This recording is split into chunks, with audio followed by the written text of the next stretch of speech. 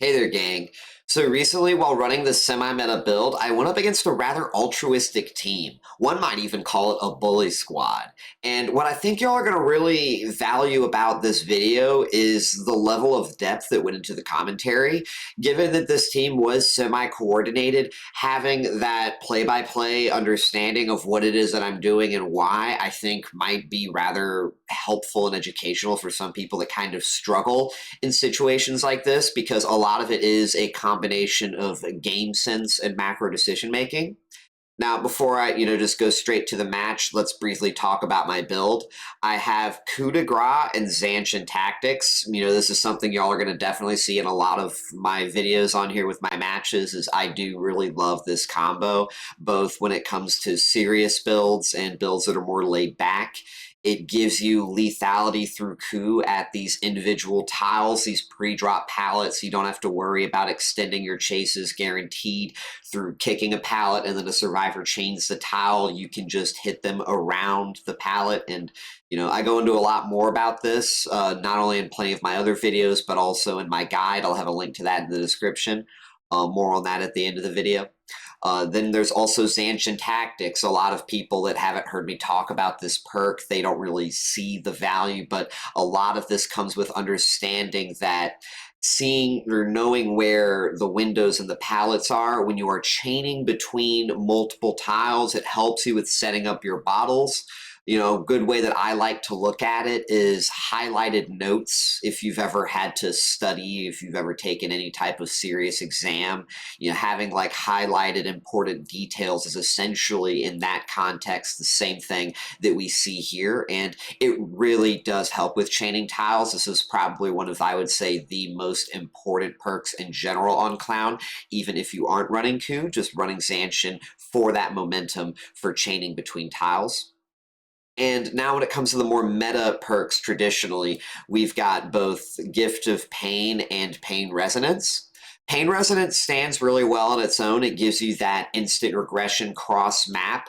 It does have a little bit of that dependency of having to find a Scourge hook, which can be troublesome. The nerf especially hurts the value of this because it does have that gamble that one takes. If one can't find a Scourge hook, then it really does hurt knowing that you're already getting much more limited value from it following this nerf. But part of where we wanted to make this more valuable, right, this pain resonance following the nerf, was with Gift of Pain. See, Gift of Pain gives a 16% regression, or excuse me, not regression, speed penalty to survivors that are looking to repair generators. This is following an unhook, and this proceeds once they get healed until they get injured again. So where this really helps is that if one is trying to play around anti-tunnel perks, right? So like anti-tunnel perks are a lot more popular, a lot more prevalent, and a lot more valuable in the current meta because they do kind of counter the hyper efficiency that some killers have to take in order to recoup pressure, such as camping and tunneling. That is kind of where this becomes better because you can focus the unhooker. The person who was unhooked will be fully healed and isn't intended to be pressured to begin with. And when they are, say, repairing generators and whatever else, they will be doing it with a much more significant penalty. So you don't have to worry about the threat of these anti-tunnel perks. You can down the people who are elsewhere on the map, especially, like I said, the unhooker. You can down that person, apply Gift of Pain onto them.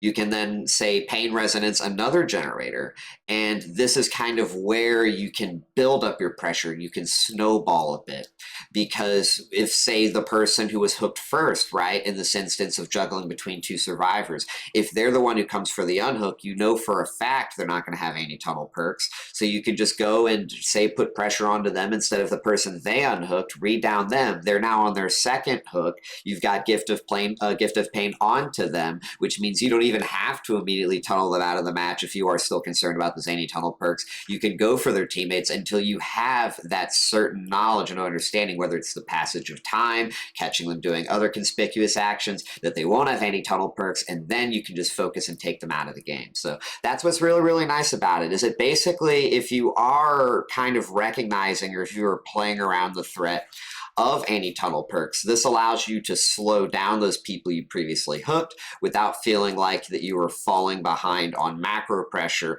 through generator progress. And again, this synergizes with pain resonance because if survivors are repairing generators slower, that means that the value of instant regression becomes greater since it takes survivors longer time in order to reach each individual threshold of percentage progress, right? So it makes that 20% hurt a lot more. And lastly, let's talk about add-ons. I was running Cheap Gin and Sticky Soda Bottle. I think this is a great combo for individual tiles. If you are looking to swap Coup out of your build, then you could definitely probably, I think, get away with this better. I think it's also pretty good now for chaining between tiles, not just because Clown has 6 bottles, but also that extra 1 second base duration. I think that gives a lot extra value to per combos like this, because with that only 5 second base, I would be considering with a 6 bottle economy that the extra duration for invigoration would be at a baseline level a whole lot better. But this is definitely a good combo. It was the one we ran. If you don't want to run Sticky Soda, you want to try something different, one could try Garsh Makeup Kit, right? They could go with this combo right here. This is a very, very strong non-cigar box setup with the purple add-ons and everything. I mean, and lastly, I guess there is also Flask of Bleach. You know, if you're looking to not go full yellow, if you want to get a bit more strength, this is also, again, a very strong combo for non-Coup builds. It's just keep in mind one advantage to Sticky Soda Bottle over Flask of Bleach is that the 50-50 potential when you were playing around a pre-drop palette, it's a lot harder when you don't have both Sticky Soda and Cheap Gin and you're taking Flask of Bleach, because that hindrance from Flask of Bleach is not going to make them vault a pallet any slower, whereas having Sticky Soda and Cheap Gin means that you're going to be able to lunge a lot faster with your yellow bottles and thus catch them in an animation lock a whole lot easier. So that is definitely one thing to take into account when it comes to considering, do I want to run Sticky Soda and Cheap Gin and or Flask of Bleach for singular tiles with or without Coup. But yeah, that's basically, I think, just about wraps everything up. You know, Macmillan's, we ended up running just this because I was kind of getting sick of the maps that we were getting recently. We've been getting a whole lot of RPD, we've been getting a whole lot of Learys, a whole lot of Garden of Joy. Things have just been really, really painful, I guess, in the fog, you know, gang. So hope y'all really enjoy this match in the commentary, and I'll see y'all in a few. Suffo Pit? Oh, we actually got Groaning Storehouse, gang. Groaning Storehouse. We don't typically get... I was just talking about this. I think we played on Suffo Pit 3 matches in a row. This is also a pretty good spawn for getting rid of this door, FY. This door is kind of important depending on how the chase goes. One thing to keep in mind, again, about some of these things, it depends on how the chase goes when it comes to getting that value. But that door, I feel like, will almost always be universally good to kick, so if you can kick it early. But don't ever be like, if you spawn all the way on that corner of the map, don't just fucking beeline to main to kick that door. You're just going to fucking waste way too much time as a killer with no map mobility. We're expecting him to want to play corner. This is going to shut off corner. Hide red stain. She's actually still inside shack, I think. No, she chained early. Smart. And by she, I mean he. Did we not see 2 survivors? No, we saw a he. Good tile chain.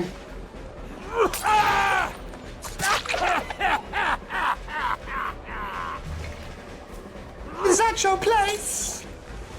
Is that your hood? We might get this. Oh! Make sure everyone's behind me. I think we're gonna pick up. Good stuff. Pain res. Go for pain res. The swing is to give me just that little bit of extra distance, FYI. When you pick up, you do get a little bit of distance if you swing like that. And that's to make it harder for them to pallet stun. We've identified where most of the survivors are. Not exactly a good pallet over here to deal with, but I think we definitely want to commit to this chase. Oh, that slow is amazing because we know he's going for a window. What the fuck? Apparently I don't understand what a 4-lane is. Apparently I'm the one who doesn't understand what a 4-lane is. We figure he's playing check as well. Hide red stain. Hiding the red stain made it harder for him to tell when we were taking the corner, and he actually doubted himself. See that? He doubted himself playing the tile. I kind of want to rotate back and take this injury pressure, potentially. I don't know if we want to commit because we knew 2 survivors were sticking to this gen. We did know that. Or did they also call out? Damn, that sucks. Are they healing on hook, maybe? This is good. We'll take a little extra injury pressure. The reason why I'm not going to tunnel is because we do have Gift of Pain. We do have Gift of Pain. I feel like this will be easier. Door is broken, so we might be able to make a play here. Actually, this is actually really, really good. We're going to hit right now. We're going to hit right now and recover. We've got a lot of injuries here. Damn, I actually just can't really... I have to commit to somebody, it feels like. We're going to go Shaq because I do have 2 injury survivors over here. Play corner. We definitely... That window gives me all of what I want to play corner.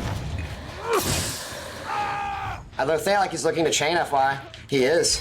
Notice how I decided I'd run this way instead of committing to the ace because I know Adam's not going to want to stay if he eats the yellow like that. This forces him to have to medium vault back, otherwise he dies. And there we go. Lunging earlier to get him away from the pallet so we can vacuum him off. And then we can put a pain res here. We're close to losing... Oh, we've already lost 2 gems. That's actually really, really bad. We need to get a tunnel out pretty soon, FY. We need to start tunneling someone out pretty soon. We've got 2 spread hooks, but they delayed the second hook so much that it's kind of hard for us to have gotten value. I'm going to go this way. We want to find the ace with the brown shirt, I believe. He's the one we want to get the next chase going on.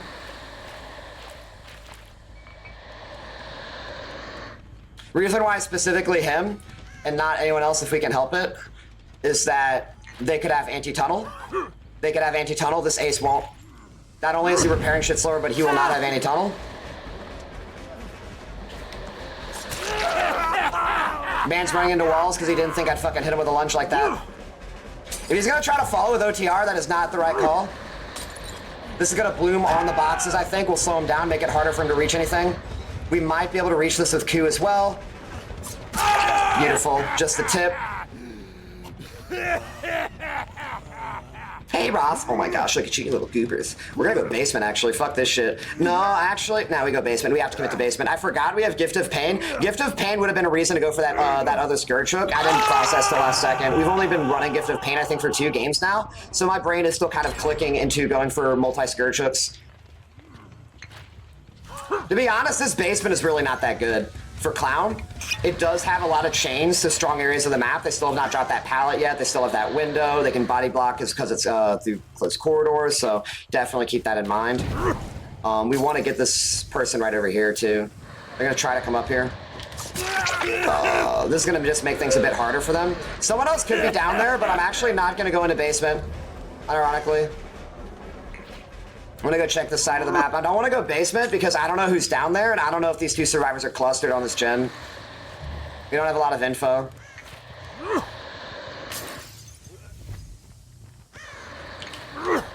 This is to force him to play choke suboptimally. Notice how I delayed it a bit, which meant that he went farther to where he wouldn't be able to get anywhere off of that.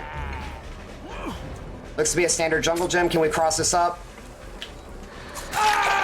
Good read, good read. I figure he's not going to be looking to chain. He's going to be looking to play the tile individually, and that's going to allow us to get this hit. We're going to hook a bit more aggressively toward this gen as well.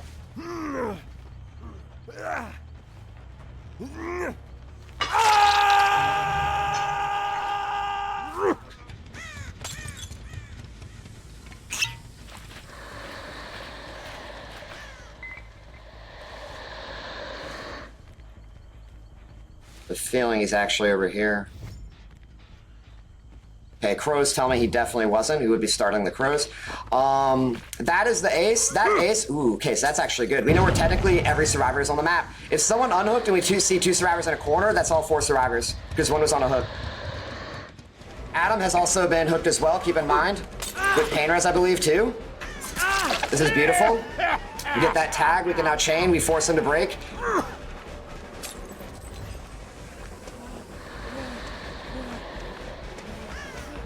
Dude. You realize I'm just gonna slug you in corner, right?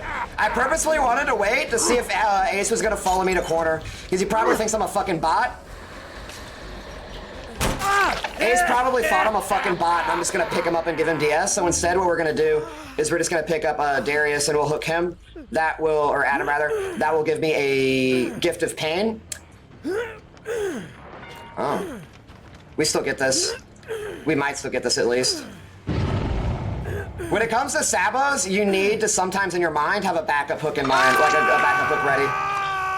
So if we panicked and we were didn't like not consider if we had another hook, we probably would have needed to drop the slug, because otherwise we would have given him a jump off.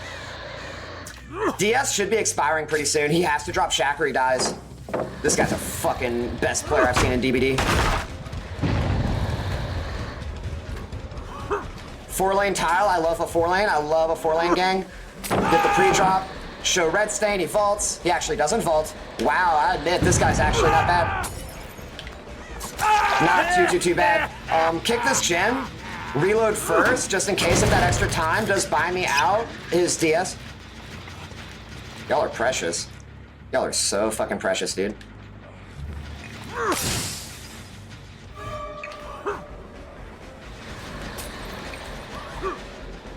You gonna go wide? Thought you were going wide, my guy. I thought you were going wide. DS should be over by now. It's absolutely been 60 seconds.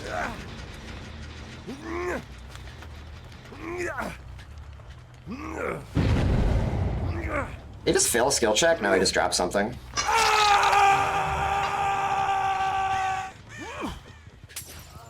Ooh. He has window over here, keep in mind. I don't have angle. Not really sure how to do this. He is still injured. No, right, we don't have hemorrhage. Amazing. He's not gonna be able to make Shack, and remember we also kick Shack pallet.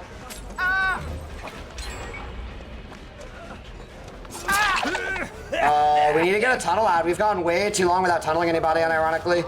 Can I get a pain res whatsoever? We're gonna go for this pain res, because we do need to get all of our pain reses going.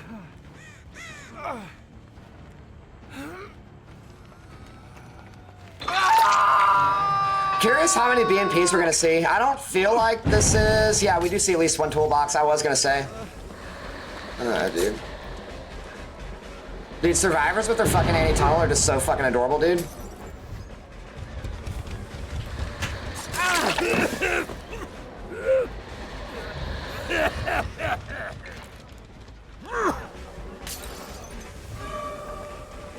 Y'all are just amazing.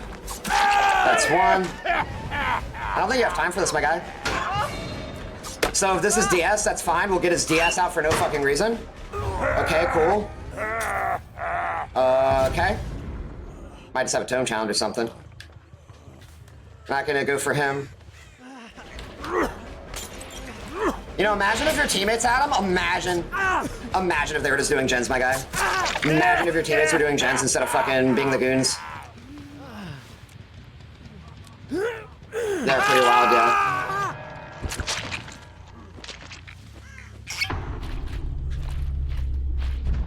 Let's go check over here.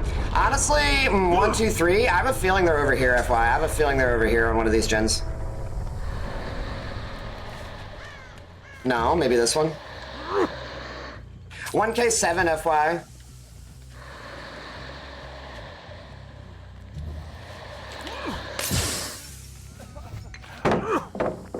If he goes wide, we get this. We should get this, unless the bloom was terrible. Beautiful, just the fucking tip, just the fucking tip. I can't remember if we need to pain res him or not. Have we pain res? Have we? I can't remember. We can't pain res. We can't pain res, so just go for an aggressive hook placement. Rather by aggressive, sooner hook placement, I should rather say.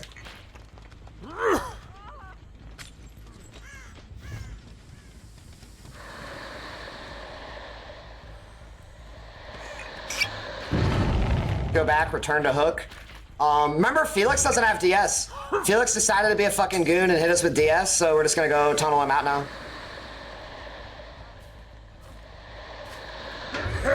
Okay. Hey, by the way, did you know that I can chase survivors while blind, Felix? I don't know if you knew this, but I can chase survivors while blind. That was a very nice head-on into Flashbang, but I was literally able to follow you away from the tile without fucking seeing anything. That's a cute little sabo, my guy. Very, very, very fucking cute little sabo. You're adorable.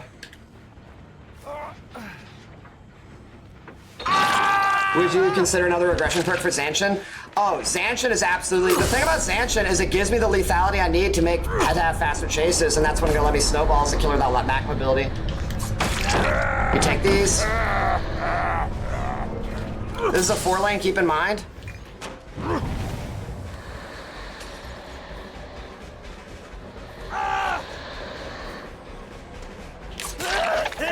You would have a fucking 3rd health state. Not even fucking surprised, man.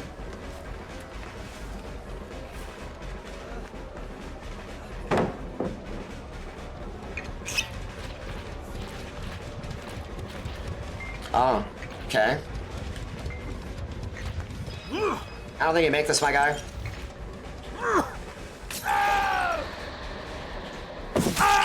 Nice fucking job. Nice attempt, at least.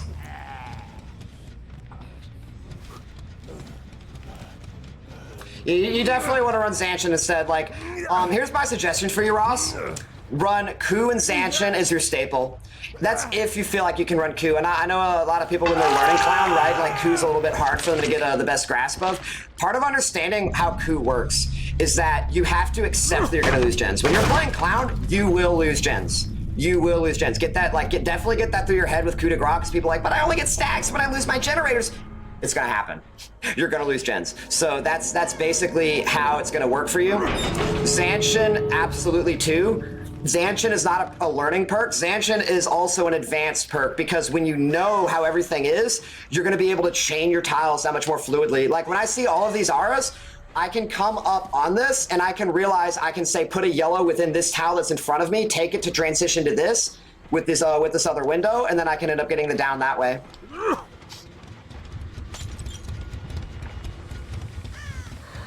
Juicy hits this game. Thank you. Thank you.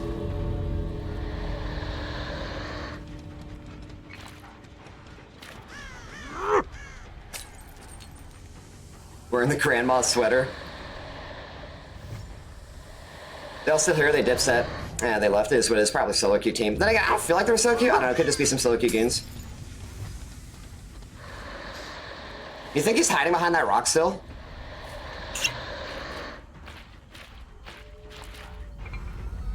Crow is still here. I feel like I hear breathing.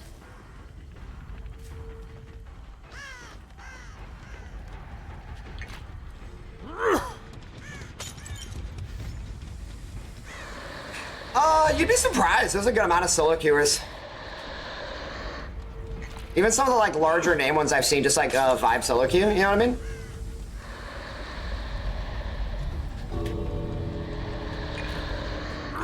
One really big tip too, by the way, Ross, especially for Clown, decent to good survivors will not play 50-50s on a pallet, right? So like, let's assume this pallet is dropped, right? Let's assume this pallet is dropped and I'm getting a setup, he can get out, I don't give a shit.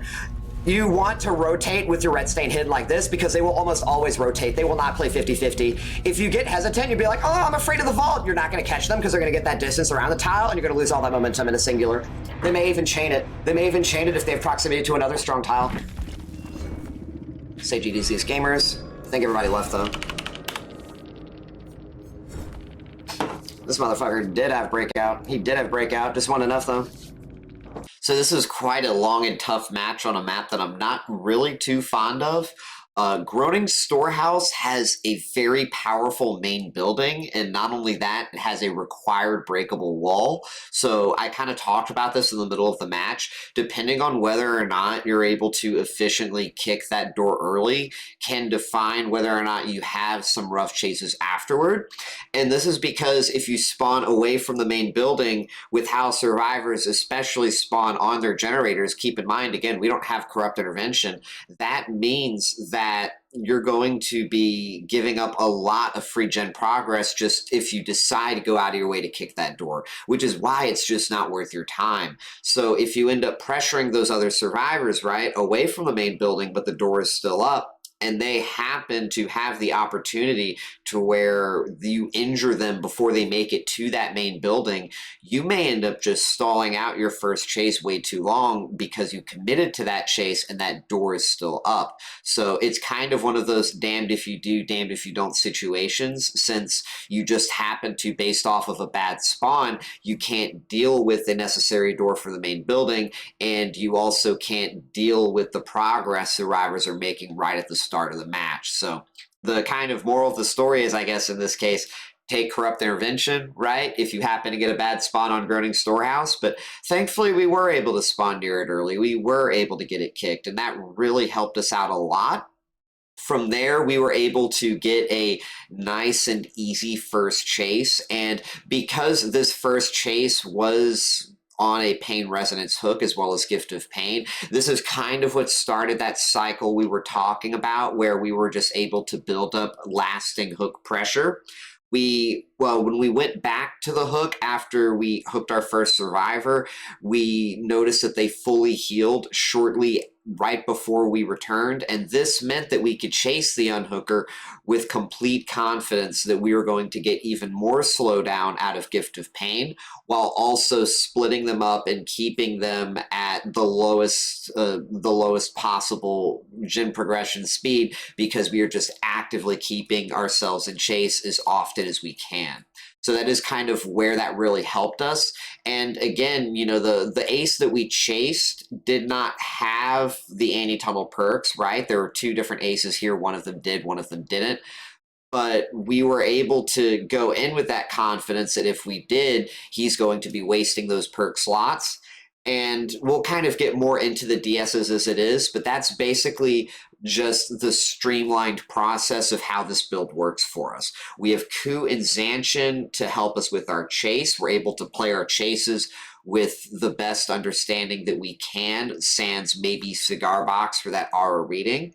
And and on top of that, once we finish our chases, we have Gift of Pain and Pain Resonance to just give us that stall that can be cross map and is everlasting with that Gift of Pain, with the only requirement being that we have to put them on a Scourge hook. So that is kind of what really was pulling this build together, because we just went hook to hook to hook to hook. It wasn't until I believe most of the generators were done and we were at a point where we were close to getting some kills that the survivors, I think, attempted some desperation plays. Remember, we have both Felix and one of the aces with DS, and there was not one but two attempts total made throughout the match for these survivors to make me eat their DS stun in order to buy time for their team.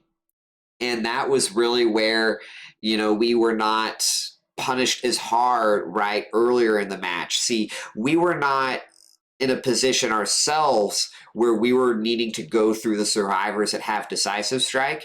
We put them in a position where we need to force him to eat the DS, because if he ends up taking out our teammates and we don't interfere through any means whatsoever, we won't be able to come back from this because of the rest of the pressure that he has put onto the rest of the team. That is kind of the difference of perspective when it comes to how they were trying to make us eat the DS, because remember, we had 2 to 3 survivors near the end of the match. I don't know if both of them had DS at this point, but there were 2 to 3 survivors. One of them did. It was the Felix who hopped into the locker. They were trying to protect their other teammate, Adam, who was on death hook as we went toward the corner. And I did not purposefully just go straight for the locker until after I had downed the other ace. And then I went to pick up the Felix, because I knew that if we end up, say, eating a DS, well, the DS is out early. I can then slug him again if he tries to put pressure onto the Adam. Or I believe, the other ace, the person I had slugged. And in the event that he doesn't, well, that just means I get a free pickup there. So I was really playing into having a backup strategy in the event that the survivors had something in mind to, stop whatever it is that I was intending to do. And, it was just a matter of saying, okay, if they do this, that resulted in me then killing the Adam shortly afterward. And not only that, we removed Felix's decisive strike. And since we removed his DS, this meant that after we had done all of this, right, going back to what I said about creating a situation where they couldn't come back from the pressure, not only did we kill Adam, we removed Felix's DS. We were then able to catch him later on at the corner of the map, and that was how we were able to kill him with ease. We didn't not only have to worry about any anti-tunnel whatsoever, he had no DS right after he got unhooked, but further, we were able to chase him while blind from the flashbang following the head-on stun, and that was where we got our kill. We didn't have to worry about him getting unhooked and then saying, oh, well, he's going to DS us after this pickup. We just chase him straight through the blind from the flashbang, and, that's GG's. That's our third kill, I believe, at this point. So that kind of really just, I think, encapsulates everything that took place here.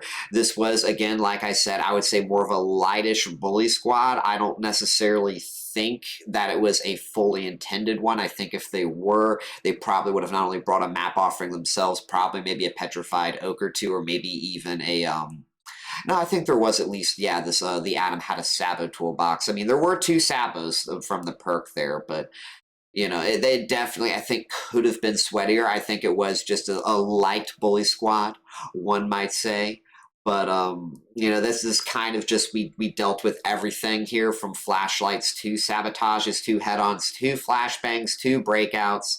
So it was quite the experience, and it went on longer than I did expect, to be quite honest. But I hope y'all really enjoyed this match. If you're interested in learning how to play Clown better, I have a very extensive Clown guide that is now 200 pages. If you didn't know, I'm looking to expand it further, probably sometime toward the end later this year, soon, if not possibly as well going into the next year. My new add-on tier list as well, both for the guide and for the channel, will be posted in the upcoming semi-near future. Keep that in mind.